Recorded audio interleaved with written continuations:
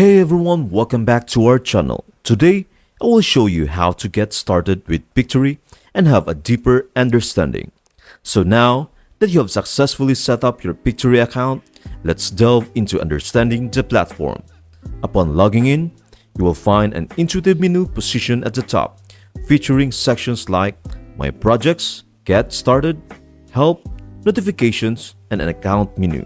This hub serves as your gateway to effortlessly navigate through your existing projects, locate valuable resources, and fine-tune your profile preferences.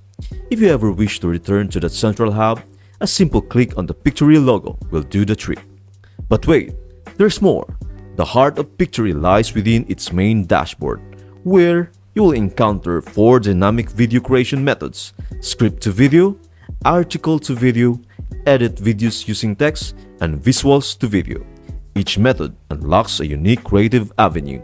Selecting any of these options propels you into a world of possibilities, ready to transform your ideas into captivating videos. So, whether your idea sparks from a script, an article, or a visual concept, simply click on your preferred method and watch as Pictory transforms your vision into a captivating video. Your creative journey is just a click away. That's it. I hope this video helps you out and see you in the next video.